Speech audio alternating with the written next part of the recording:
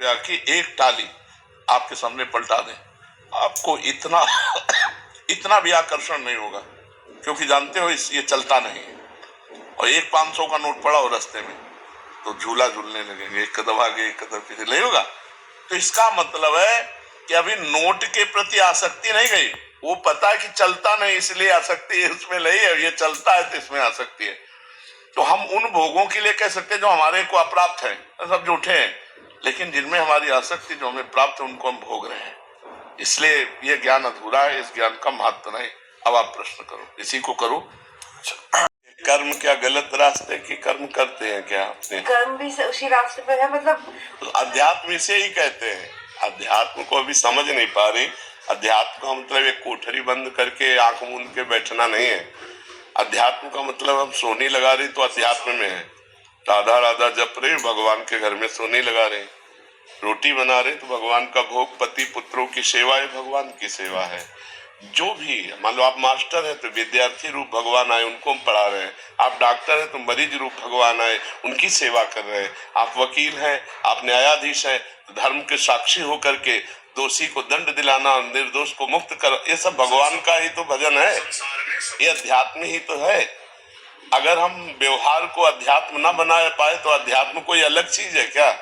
जैसे कृष्ण भगवान ने कर्म की कर्म करो, अपने कर्म करो, और सही ढंग से यदि हम कर्म कर रहे हैं तो एक तरह से नाम जप करते हुए मामनिस्मर युद्ध च, मामनिस्मर युद्ध च, मेरा स्मरण करते हुए युद्ध रूपी कर्तव्य कर्म करो।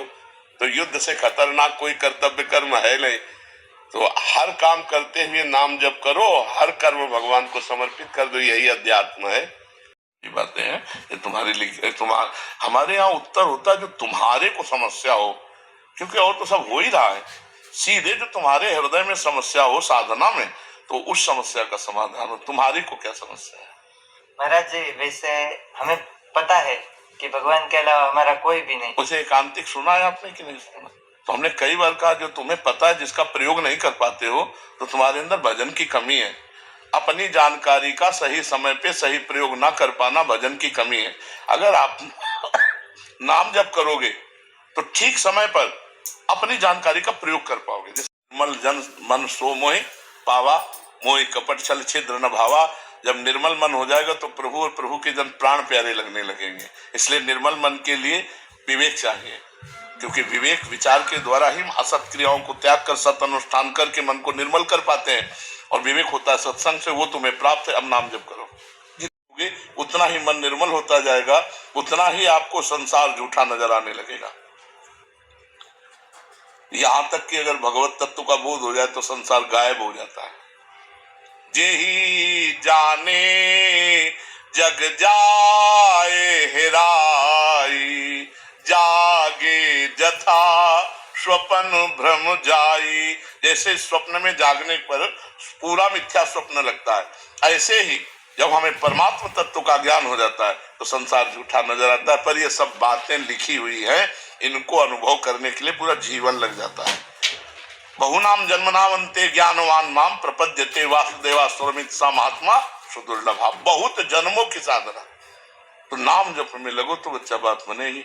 ब्रह्मचर्य से रहो, गंदे दृश्य मत देखो, गंदे बच्चों का संग मत करो, गंदा आहार मत करो, नाम जप करो। सब ये जो लिखा है तुम्हारे दिमाग में चलने लगेगा, वो तुम्हारी अनुभूति बन जाएगा।